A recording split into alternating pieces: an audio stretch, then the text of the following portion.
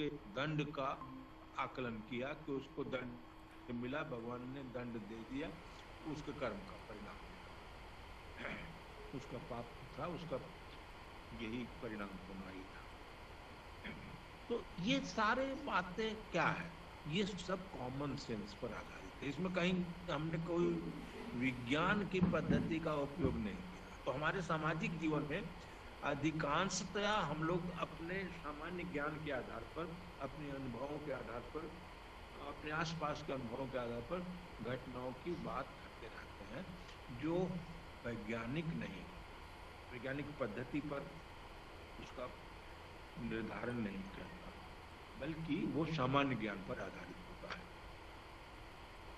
तो उसको वैज्ञानिक पद्धति के आधार पर जब हम किसी उसी घटना की व्याख्या करेंगे, तो वो क्यों मरा,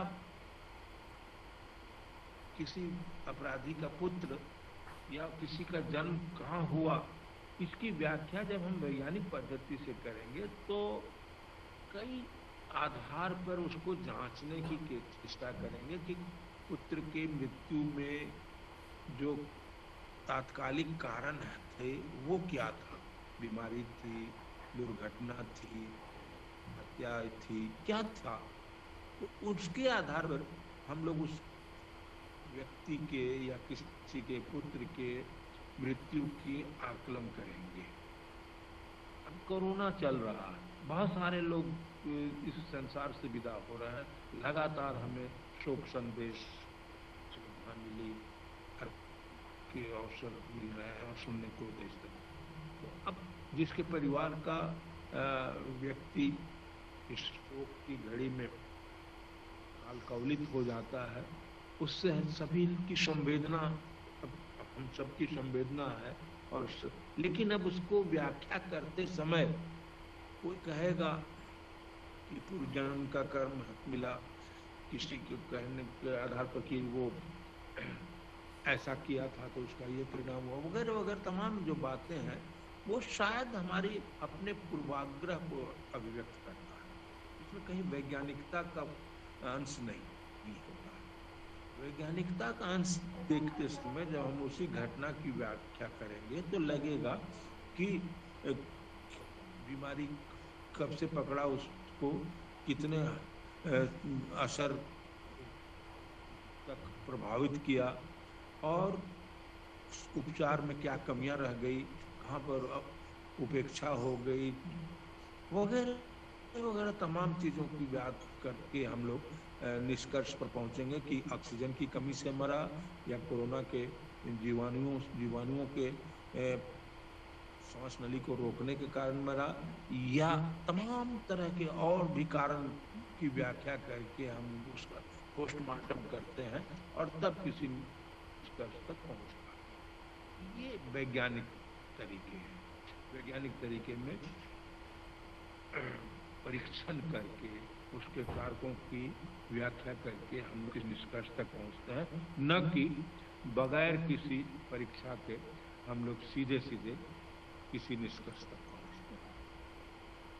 अब कैसे किसी घटना की व्याख्या करते समय सामाजिक जीवन में बहुत सारी बातें हैं जो पोस्टमार्टम हम लोग 100 का पोस्टमार्टम करके तो उसके मृत्यु के कारण की व्याख्या डॉक्टर कर देता है, लेकिन सामाजिक घटना, समाज में इतनी सारी घटनाएं घटती रहती हैं कि हम लोग रोज उन घटनाओं को अपने सामने घटते हुए देखते हैं, और उसकी व्याख्या करते समय कहाँ हमसे वैज्ञानिक परिधि में रह करके उसके निष्कर्ष निकालते हैं या सामान्य ज्ञान के आधार पर निकाल देते हैं, ये कभी कभी भेद नहीं कर पाते। और जाने अनजाने में हम लोग अपने जो निष्कर्ष दे रहे हैं, जिस निष्कर्ष तक पहुंचते हैं, उसमें कहीं न कहीं वैज्ञानिकता का अभाव दिखता है। जैसे मान लीजिए किसी अपराधी को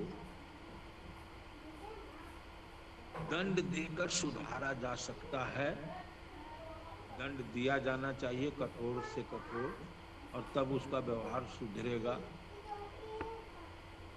या दंड के द्वारा वो और बड़ा अपराधी बन जाए। तो दंड की भूमिका उसको, अपराधी को छोटे अपराधी से बड़े अपराधी के रूप में बदलती है, या अपराध से अलग करके उसको सामान्य व्यक्ति के रूप में सुधार देती है। इसका निष्कर्ष सामान्य व्यक्ति अपने दैनिक जीवन में कॉमन सेंस के आधार पर कहता है नहीं, उसको दंड दे देना चाहिए, बहुत ज्यादा जघन्य, जितना ज्यादा जघन्य अपराधी हो उसका दंड उतना ज्यादा होना चाहिए, तब वो सजा प्राप्त करके उसमें सुधर सकता है। तो आजीवन कैद कर दीजिए वगैरह वगैरह तमाम बातें हम लोग अपने तरीके से सामान्य ज्ञान के आधार पर देखते हैं। पता चला यदि वैज्ञानिक ढंग से यदि उसी घटना का परीक्षण किया जाए तो कुछ ऐसे प्रयोग करने पड़ेंगे कि कुछ 10 अपराधियों को कठोर से कठोर सजा दी जाए। 10 साल की कठोरतम सजा, शारीरिक दंड की सजा दे दी जाए, और 10 अपराधी को बगैर किसी कठोर दंड के कारावास में रखने की बजाय उसको खुले में रख करके उसके व्यवहार को दूसरे तरीके से, दंड की बजाय पुरस्कार के जरिए से, प्रोत्साहन के जरिए से, दूसरे अन्य तरीके से सुधारने की चेष्टा किया। और 10 साल के प्रयोग के बाद देखें कि वो जो दंड वाला दिया जाने वाला जो 10 अपराधी था वो कितना बदला, और बगैर दंड दिए दूसरे अन्य तरीके से सुझाव दे करके उसके व्यवहार में यदि बदलाव आया तो वो कितना आया। तब आप जो निष्कर्ष पहले दिए हुए हैं बहुत सारे लोग कि दंड अपराधी के व्यवहार को सुधारता है, इसमें थोड़ी संशोधन करने की जरूरत पड़ेगी, क्योंकि जो फाइंडिंग्स आता है या आया है ऐसे तरह के पर, उसमें पता नहीं, एक ही तरह का निष्कर्ष नहीं आया कि सारे के सारे अपराध देने वाले 10 व्यक्ति सुधर गए। उसमें से बहुत सारे और बड़े अपराधी होकर के निकले। तो अब दंड देना अपराध को बढ़ाना है या अपराधी को सुधारना है, ये साबित नहीं हो पाया। और दूसरी तरफ अपराधी को दंड दिए बगैर, कठोर यातना से गुजरने की प्रक्रिया के बगैर दूसरे अन्य सुझावों के आधार पर उसके व्यवहार में बदलाव भी देखने को यदि मिला तो हम ये कह सकते हैं कि केवल दंड के आधार पर ही नहीं बल्कि दूसरे अन्य सुधारात्मक प्रयासों के जरिए भी अपराधी को सुधारा जा सकता है। ये जो बात है, यह जो निष्कर्ष है, ये सामान्य ज्ञान पर नहीं है। इसमें दोनों तरह के एक्सपेरिमेंट करके हम प्रयोगों के आधार पर, परीक्षण के आधार पर किसी निष्कर्ष तक पहुंचते हैं। And after comparing the situations based on experimentation in cases from each group, तब हम किसी फाइंडिंग तक जब हम पहुंचते हैं तो वो पद्धति शायद पहले वाली की तुलना में सामान्य ज्ञान की अपेक्षा वैज्ञानिक पद्धति पर आधारित होती है। तो वैज्ञानिक पद्धति में जो महत्वपूर्ण बात है कि किसी दार्शनिक, काल्पनिक या वैयक्तिक आस्था पर आधारित सब्जेक्टिव व्याख्या नहीं किया, बल्कि किसी वैज्ञानिक विधि पर आधारित प्रयोग के आधार पर किसी निष्कर्ष तक पहुंचने की चेष्टा की जाती है। अब इन सामान्य ज्ञान के और वैज्ञानिक पद्धति के आधार पर पहुंचने वाले निष्कर्षों को उदाहरण के आधार पर समझने के बाद अब हम लोग आते हैं what is scientific method, what are its characteristics, कैसे वैज्ञानिक पद्धति को समझा जाए और उसकी विशेषताएं क्या है, कैसे उसको आधार पर हम लोग वैज्ञानिक पद्धति मानेंगे। देखिए, हमारे दैनिक जीवन में यदि हम देखेंगे तो व्यक्ति परंपराओं का सहारा लेता है ज्यादातर। ट्रेडिशंस का मतलब होता है हमारी एक पीढ़ी से दूसरी पीढ़ी में कुछ बात, व्यवहार, क्रियाएं, प्रथा, परंपरा, आस्था, विश्वास एक पीढ़ी से दूसरी पीढ़ी में हस्तांतरित होते रहता है और हम वैसा ही काम करते हैं, वैसा ही व्यवहार करते हैं जैसा हमारे पूर्वज करते आए हैं। इसको हम लोग कहते हैं कि रिलाइंग ऑन ट्रेडिशन, परंपरा पर आधारित। जैसे मान लीजिए आजकल सर्दी जुकाम का से लेकर के कोरोना तक की बीमारियों का मौसम चल रहा है। तो जुकाम होने पर सामान्य रूप से लोग अपना ज्ञान दे देते हैं कि काढ़ा पीजिए। अब काढ़ा में कई तरह के आयुर्वेदिक, लौंग से लेकर के, दालचीनी से लेकर के, तुलसी के पत्ते से लेकर के, अदरक और तमाम बातें गिनाते जाएंगे, मुलेठी वगैरह।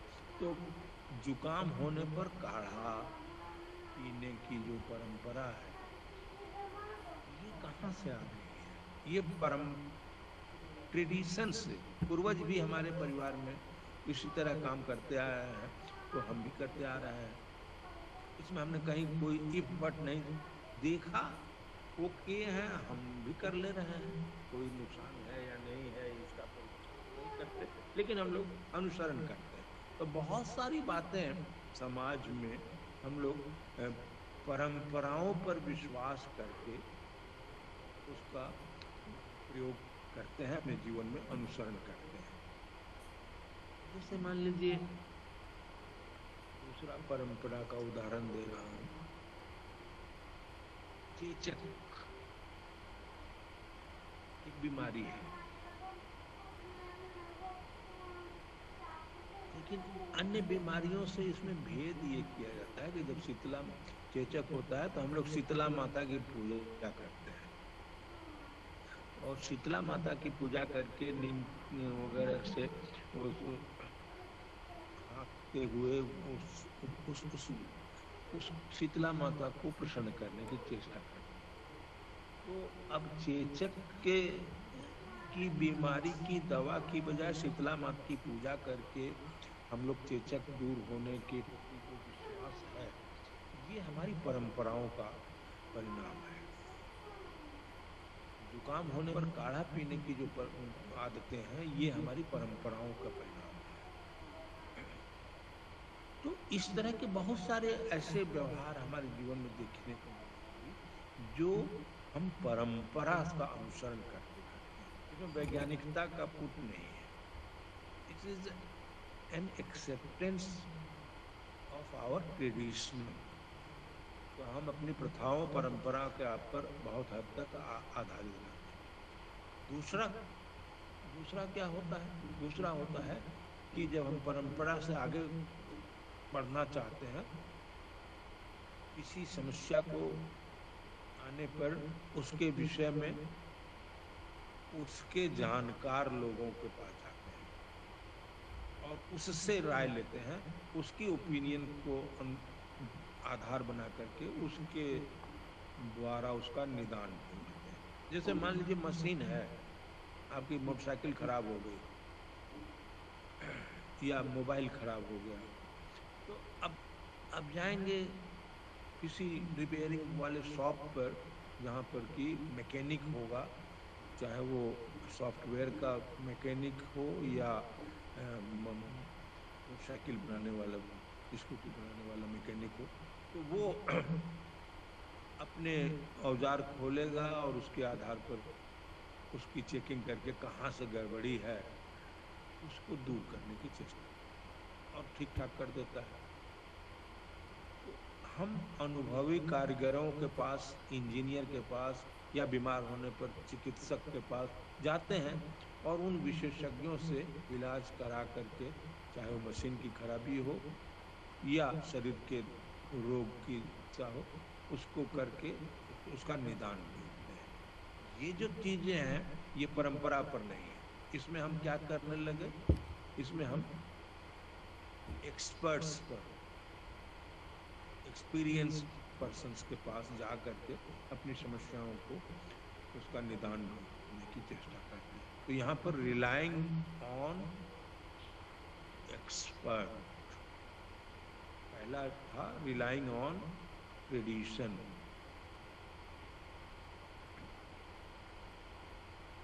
अब तीसरा भी तरीका है। तीसरा तरीका है कि हम किसी एक्सपर्ट के पास क्यों जाएं, परंपरा के आधार पर अनुसरण करके क्यों देखें। हमें भी तो भगवान ने दिमाग दिया है, अकल है, मेरे पास आंखें हैं, कान है, नाक, मुंह, ज्ञानेंद्रियां हैं, हम इनका उपयोग करके क्यों नहीं देख लें। तो उसके आधार पर हम अपने सेंस का, अपने ज्ञानेंद्रियों का उपयोग करके अपने निजी अनुभवों के आधार पर किसी घटना का अध्ययन करके उसके संदर्भ में निर्णय ले लेते हैं। जैसे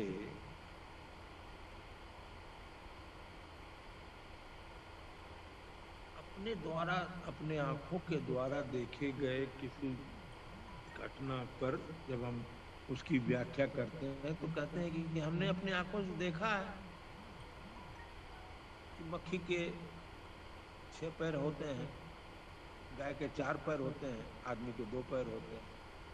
तो जब देखते हैं तो कीड़े मकोड़ों से, चौपाया जानवरों से और 2 पैरों पर चलने वाले व्यक्तियों से कितने पैरों का अंतर है, ये हम अपने आंखों के आधार पर निष्कर्ष देख करके निकाल लेते हैं।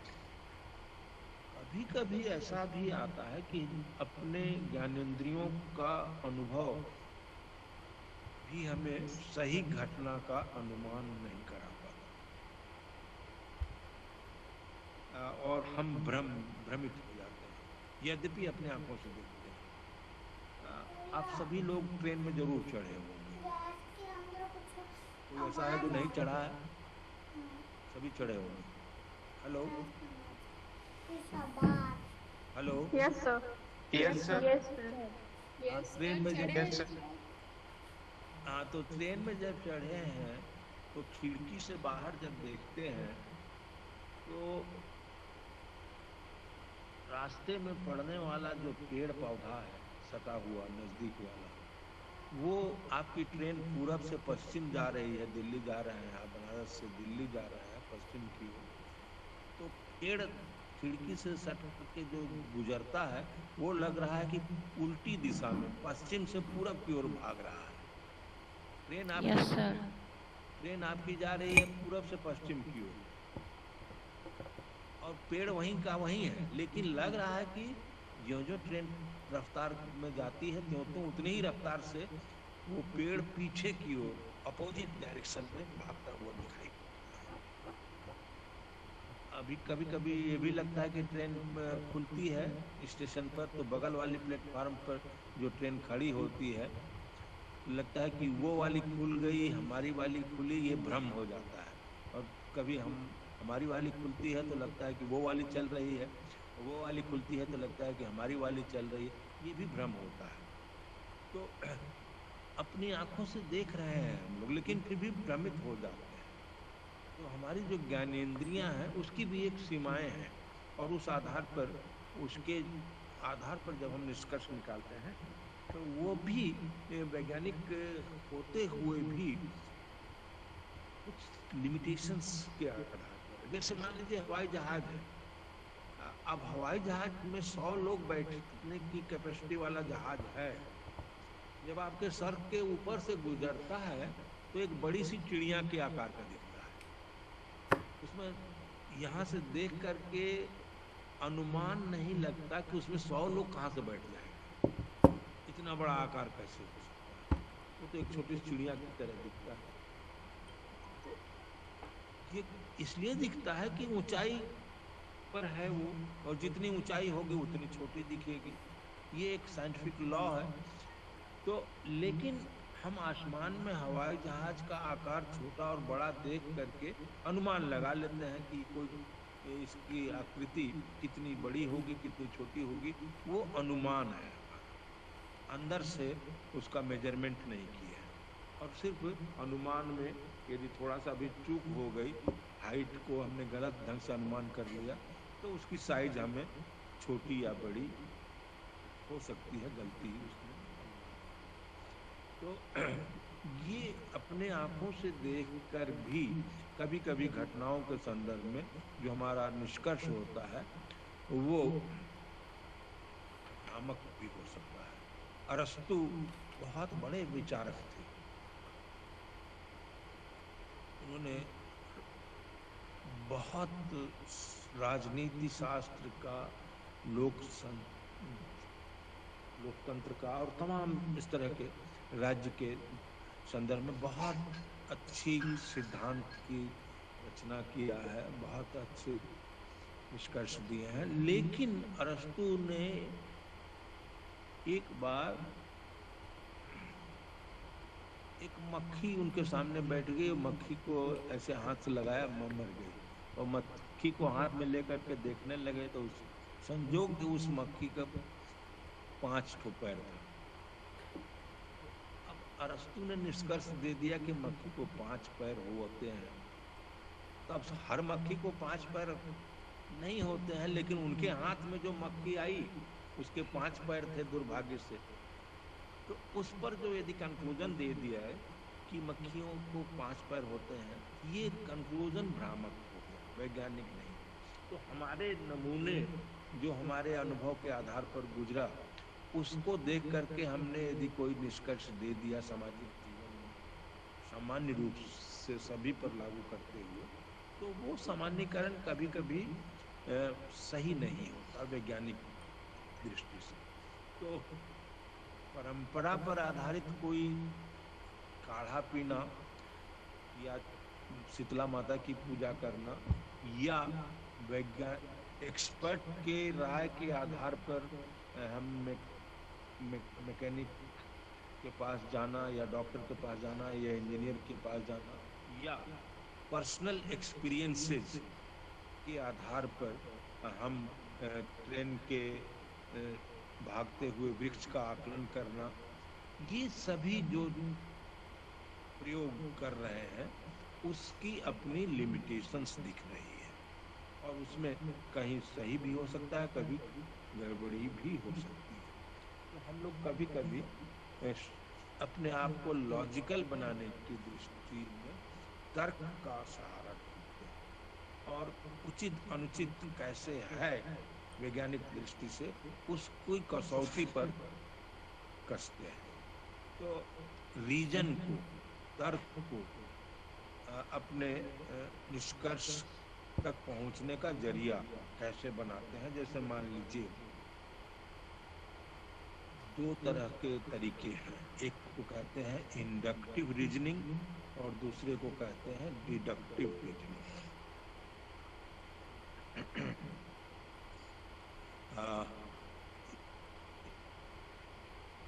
Using reasoning as an instrument, reasoning के तर्क को आधार बना करके जब हम किसी घटना के संदर्भ में निष्कर्ष निकालते हैं तो 2 तरीके हैं, एक इंडक्टिव रीजनिंग, दूसरा डिडक्टिव रीजनिंग।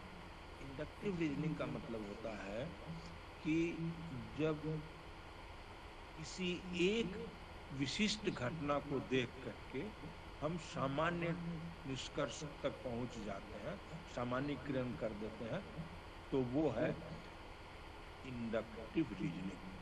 5 पैर वाली मक्खी एक तो देख करके हम सभी मक्खी 5 पैर की होती है, यदि ऐसा निष्कर्ष देते हैं तो ये इंडक्टिव रीजनिंग पर आधारित है। जैसे यह गाय दूध देती है, दूसरी गाय भी दूध देती है, इसलिए सभी गाय दूध देती है, हम निष्कर्ष निकाल दिए। एक गाय को देखा कि ये दूध देती है, दूसरी गाय भी दूध दे रही है, तो इसका मतलब सभी गाय दूध देती है। ये जो फाइंडिंग है, ये कहां से आया? इंडक्टिव रीजनिंग से आया, जिसमें एक को देख करके, विशिष्ट को देख करके सामान्य निष्कर्ष तक पहुंचा गया। This is inductive reasoning. अब हम इसको डिडक्टिव रीजनिंग में कैसे समझें? डिडक्टिव रीजनिंग में जब हम सामान्य से विशेष पर आते हैं, सामान्य को देख करके किसी एक के संदर्भ में जब अपना निष्कर्ष अनुमान देते हैं, तब वो डिडक्टिव रीजनिंग है। कैसे? सभी गाय दूध देती है, इस गाय को भी दूध देने वाली होनी चाहिए। सबकी गाय दूध देती है तो राम की भी गाय दूध देगी ही देगी।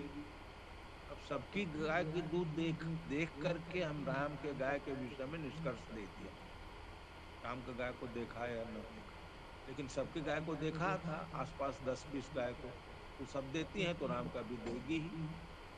अब राम की गाय हो सकती है बिसुक गई हो, साल भर उसके बच्चे दिए हुए हो गए हो, दूध बंद कर दिया हो, ये हम नहीं जानते हैं, लेकिन सबकी गाय दूध देती है तो हम राम की गाय देती हुई होगी, ये निष्कर्ष दे दिए। This is deductive reasoning. सामान्य को देख करके विशिष्ट के विषय में, पर्टिकुलर के, जनरल के आधार पर पर्टिकुलर के तक पहुंचना, और पर्टिकुलर के आधार पर जनरल तक पहुंचना इंडक्टिव रीजनिंग। तो हम अपने सामान्य जीवन में रीजनिंग, तर्कों, लॉजिक के आधार पर भी किसी घटना को वैज्ञानिक तरीके के आधार पर पुष्ट करने की चेष्टा करते हैं, रीजनिंग के आधार पर। ये सारे जो तरीके हैं साइंटिफिक तरीके की तरह लगते हैं, but they are certainly not scientific method. वो वैज्ञानिक पद्धति नहीं है। अब वैज्ञानिक पद्धति कैसे होंगे?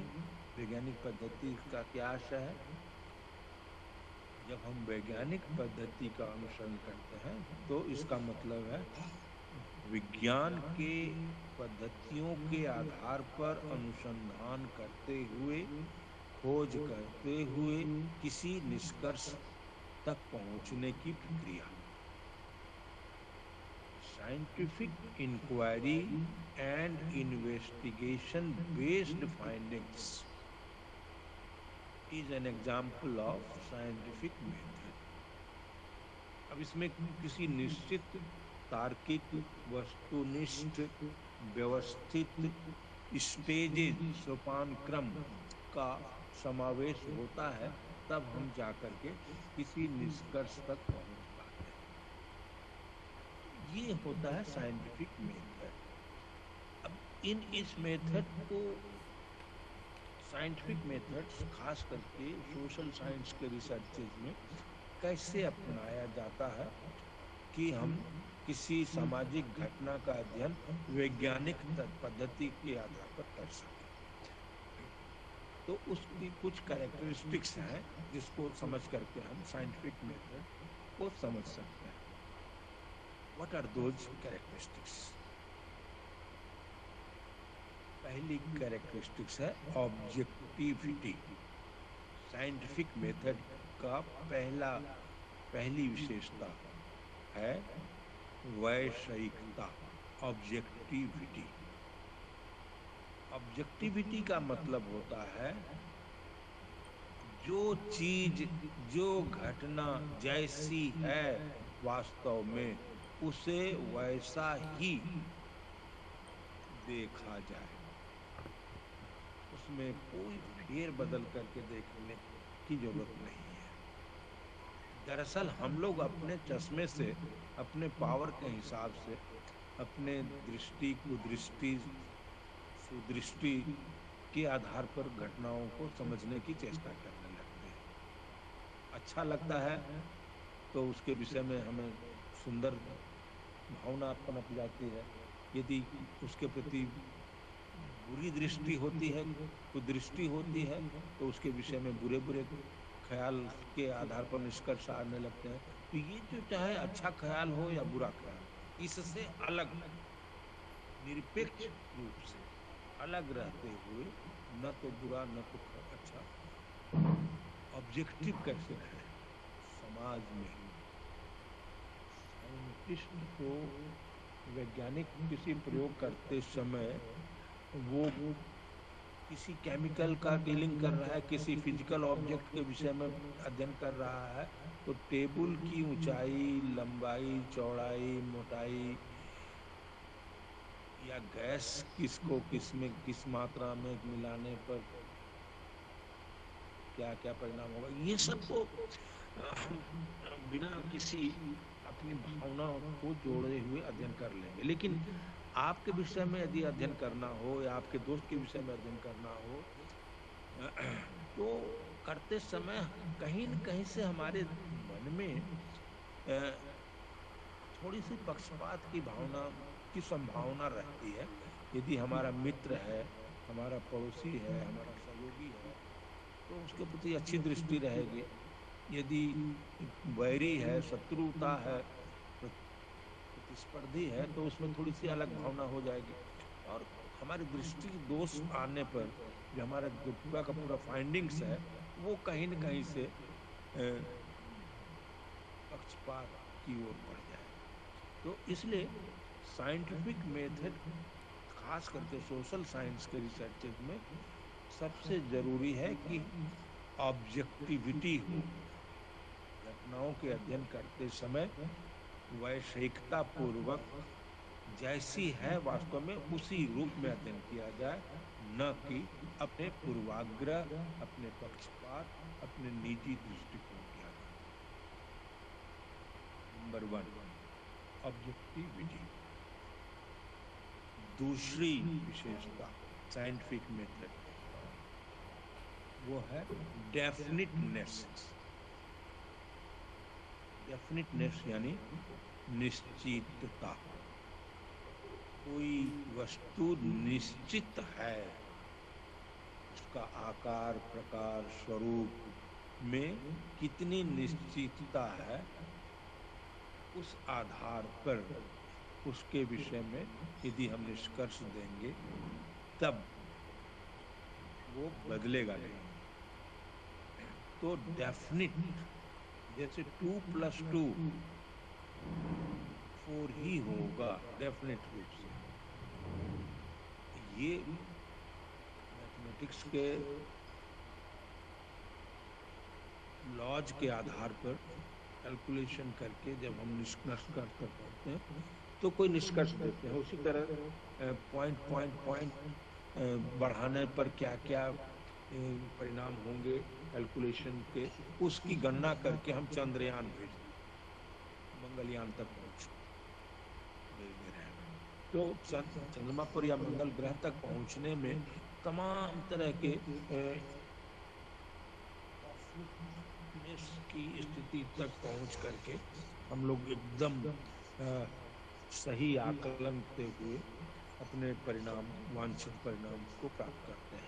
तो वैसा परिणाम प्राप्त करने के लिए सामाजिक घटनाओं के संदर्भ में भी डेफिनिटनेस की ओर जाने की जरूरत है। और ढुलमुल परिवर्तनवादी नीति के आधार पर हम लोग वैज्ञानिक निष्कर्ष तक नहीं पहुंच सकते। उसके लिए डेफिनिटनेस की ओर जाना पड़ेगा। तीसरी विशेषता ऑब्जेक्टिविटी, डेफिनिटनेस, और तीसरी है वेरीफाइबिलिटी। वेरीफाइबिलिटी का आशय है परीक्षणीयता, परीक्षण, किसी वस्तु का परीक्षण करना। तो सामाजिक घटनाओं की परीक्षणीयता, वेरिफिकेशन करके हम उसके संदर्भ में जब कोई निष्कर्ष देंगे, तब वो घटना हमारी कल्पना पर, हमारे अनुमान पर, हमारी परंपरा पर नहीं आधारित होगी, बल्कि प्रयोग परीक्षण के दौर से गुजर करके किसी निष्कर्ष तक पहुंचने के आधार पर होगी। 2 मात्रा में ऑक्सीजन और 1 मात्रा में हाइड्रोजन मिला करके हम ये देखते हैं कि पानी बन जाता है। तो CO2 का HO का जो फार्मूला आया, तो H2O के फार्मूले के आधार पर वेरीफाई किया गया कितनी मात्रा में हाइड्रोजन, कितनी मात्रा में ऑक्सीजन मिलाया गया और उस आधार पर पानी कैसे बना। सामाजिक घटनाओं में वैसा प्रयोग तो नहीं कर सकते केमिकल की तरह या भौतिक वस्तुओं की तरह, लेकिन सामाजिक जीवन में घटनाओं को सीमित अर्थों में प्रयोग परीक्षण के आधार पर हम ये देख सकते हैं कि जेल में रखे जाने वाले, दंड दिए जाने वाले कैदियों में सुधार की गुंजाइश ज्यादा है या खुले में रखने वाले कैदियों के सुधार की गुंजाइश ज्यादा है। अपराधी बनने की प्रवृत्ति पहले वाले में ज्यादा है या दूसरे वाले में ज्यादा है। इस तरह के आधार पर हम वेरिफिकेशन करके सामाजिक घटनाओं के संदर्भ में किसी निष्कर्ष तक पहुंच सकते हैं। तो वेरीफाइबल फैक्ट्स के आधार पर हम लोग साइंटिफिक पद्धति का अनुसरण कर सकते हैं। 3 के अलावे चौथी विशेषता है जेनरलिटी, सामान्यकृतता का मतलब होता है जनरलिटी का मतलब जब भी हम साइंटिफिक मेथड के अनुसरण के आधार पर किसी सामाजिक घटना का निष्कर्ष दें, वो निष्कर्ष किसी एक घटना पर, किसी एक व्यक्ति पर, किसी एक समुदाय पर लागू हो, ऐसा नहीं। सभी पर उसी तरह का सामान्य परिणाम आएगा, तब तो वो वैज्ञानिक पद्धति का माना जाएगा। यदि एक में किसी परिणाम A आ रहा है, दूसरे में परिणाम B आ गया, तीसरे में C आ गया, तो अलग अलग परिणाम आ रहा है, सामान्य नहीं है। तो इस आधार पर हम सामान्य निष्कर्ष तक नहीं पहुंच पा रहे। जैसे मान लीजिए गांव में सामान्य निष्कर्ष दे दिया जाता है कि गांव के लोग अनपढ़ हैं, पिछड़े हैं, गंवार हैं, असभ्य हैं, वगैरह वगैरह तमाम बातें कह दी जाती हैं। अब देखिए ये सामान्य किसी एक व्यक्ति का अनुभव पर आधारित हो सकता है। क्या सारे लोग अनपढ़ हैं गांव में? क्या सारे लोग असभ्य हैं? क्या सारे लोग गंवार हैं? पता चला कि शहर से ज्यादा सभ्य लोग, शहर से ज्यादा पढ़े लिखे लोग, शहर से ज्यादा संस्कारिक व्यक्ति गांव में दिखाई पड़ रहे हैं। तो जनरलाइज तरीके से जो लोग धारणा बना देते हैं वो वैज्ञानिक नहीं है। वैज्ञानिक वो होगी जो कोई निष्कर्ष एक गांव में, दूसरे गांव में, तीसरे गांव में, हर जगह वही निष्कर्ष सही पाया जाएगा, तब तो वो जनरलाइज किया जा सकता है। वरना वो सीमित क्षेत्र पर आधारित अध्ययन ही सीमित क्षेत्र के लिए लागू किया जा सकता है। तो वैज्ञानिक का आशय होगा कि वैज्ञानिक निष्कर्ष के द्वारा जब हम किसी तथ्य की व्याख्या कर रहे हैं तो वो जनरलाइजेशन के गुण होने चाहिए, सामान्यकृत निष्कर्ष होने चाहिए, सभी समाजों पर समान रूप से लागू होने चाहिए, तब वो जनरलिटी होगी। तो scientific method is also having a characteristics like generality. पांचवी विशेषता साइंटिफिक मेथड की है वो है प्रेडिक्टेबिलिटी, पूर्वानुमान, भविष्यवाणी। जब हम साइंटिफिक मेथड के आधार पर किसी सामाजिक घटना का अध्ययन करके, निरीक्षण करके, प्रयोग करते हुए किसी निष्कर्ष तक पहुंचते हैं तो वो निष्कर्ष हमारे अनुमान पर, कल्पना पर, पूर्वाग्रह पर आधारित नहीं होता, बल्कि प्रयोगों के आधार पर उससे प्राप्त निष्कर्ष होता है। इसलिए हम उसका भविष्यवाणी कर सकते हैं कि जैसे कितनी मात्रा में ऑक्सीजन मिलाया, कितनी मात्रा में हाइड्रोजन मिलाया, तो उसका क्या परिणाम आया। उसी तरह प्रेडिक्टेबिलिटी का आशय है कि हम घोषणा कर सकें कि अपराधियों को कैसे सुधारा जा सकता है, और ये जो निष्कर्ष होगा हमारा, वो किसी 10-20 अपराधी या 100-200 अपराधियों के प्रयोग पर जो फाइंडिंग्स मिलेगी, वो फाइंडिंग्स किसी एक गांव में, एक देश में, दूसरे देश में, सभी जगह लागू हो सके, तब तो वो जनरलाइजेशन की ओर बढ़ता है, वरना वो सीमित क्षेत्रों पर निष्कर्ष को लागू करने वाला ही तथ्य होगा। तो साइंटिफिक मेथड की विशेषता है कि उसमें भविष्यवाणी के गुण शामिल हैं, और वो भविष्यवाणी अनुमान पर नहीं, प्रयोग पर आधारित होती है, परीक्षण पर आधारित होती है, बड़े समाजों पर सामान्य रूप से लागू होती है। एक और विशेषता है साइंटिफिक मेथड की, जिसको कहते हैं मोडिफाइबिलिटी एंड डायनेमिसिटी। डायनेमिक्सिटी क्या हिंदी में कहेंगे? मोडिफाइबिलिटी को संशोधनात्मकता, एंड डायनेमिसिटी को गतिशीलता। संशोधन की क्षमता जिसमें हो वो संशोधनात्मकता, और गतिशीलता का आशय जो परिवर्तित होता रहे। देखिए, scientific law are always subject to modification. कोई भी वैज्ञानिक नियम, चाहे वो न्यूटन का हो, गैलीलियो का हो, या बड़े से बड़े वैज्ञानिक का हो,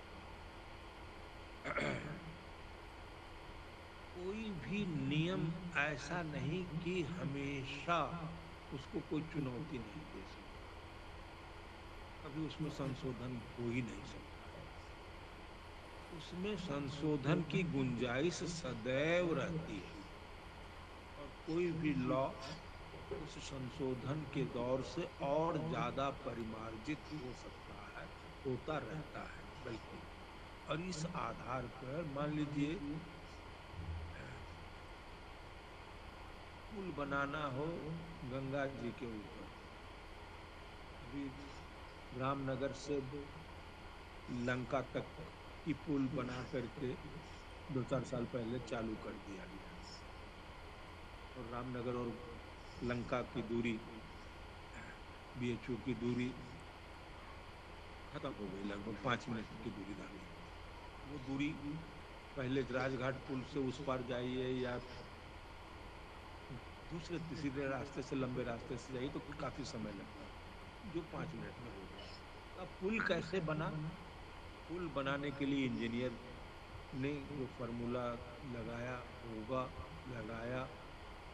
कि कितनी गहराई किया जाए, कितना मोटा गार्डर, सरिया, सीमेंट, बालू कितनी मात्रा में मिलाया जाए, पिलर कितना मोटा हो, तो इसकी तमाम तरह के कैलकुलेशन किया, कंप्यूटर से किया। तमाम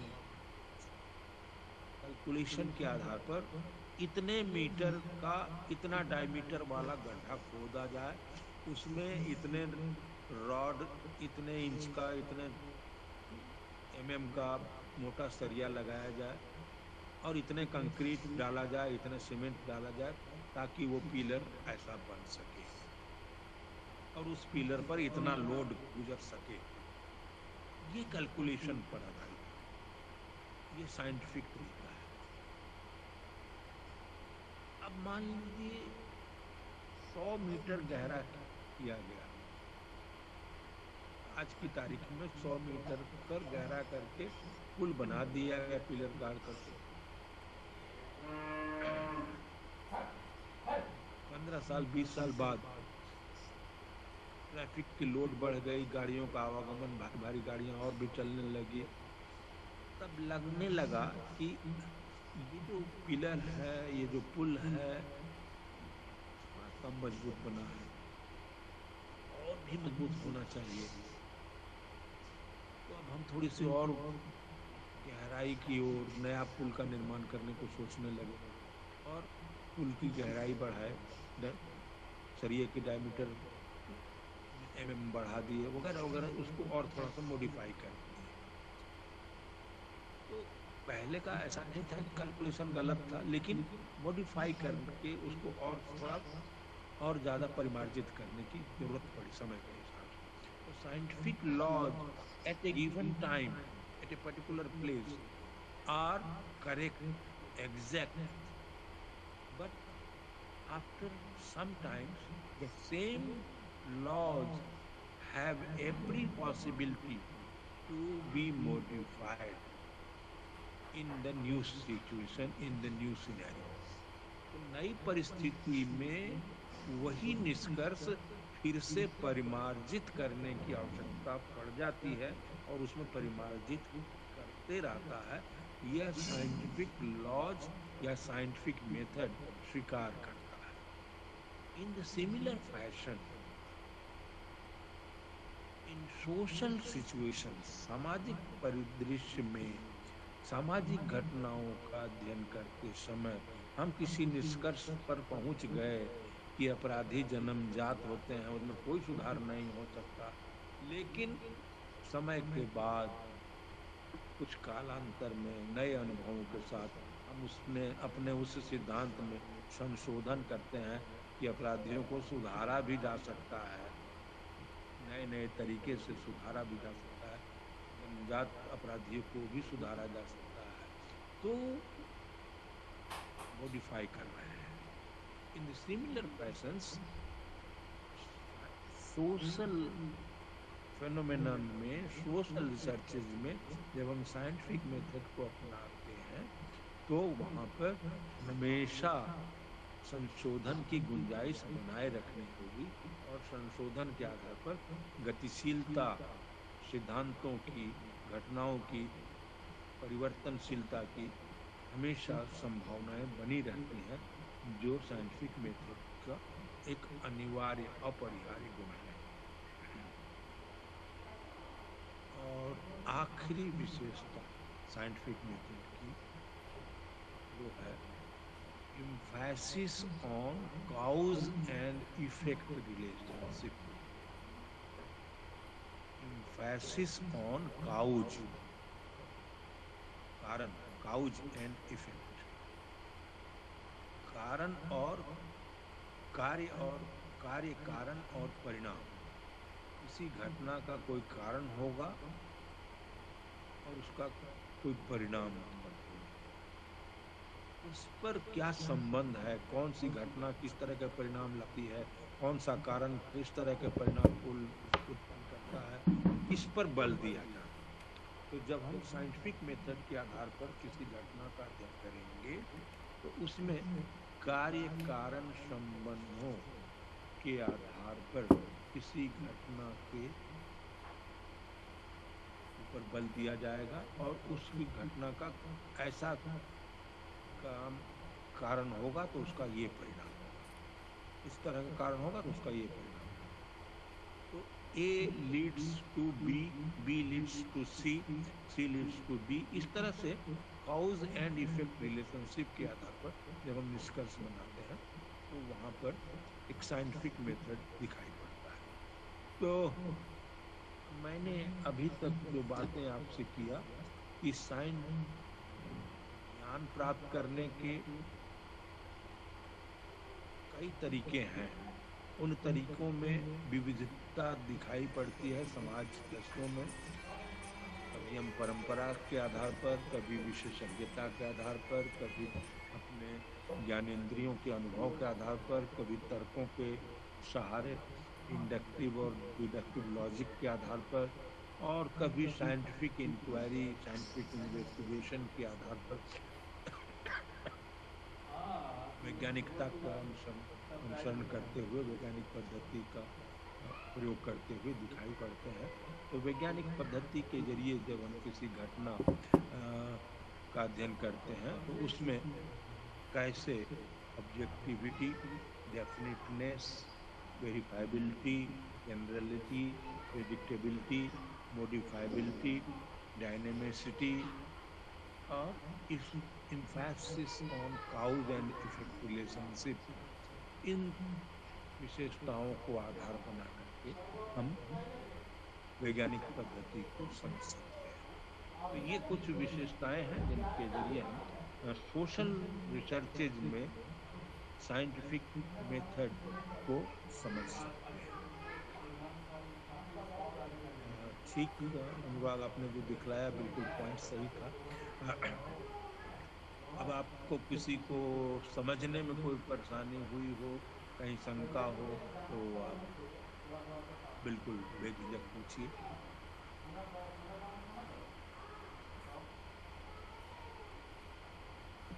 साइंटिफिक मेथड क्या है, कैसे समझ सकते हैं, इसको हमने आपसे डिस्कस किया।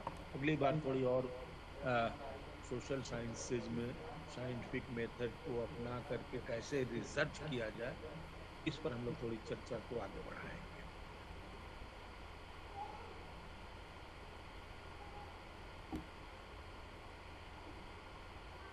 कोई समस्या नहीं है तो इसका मतलब है कि हम लोग आज समाप्त करते हैं।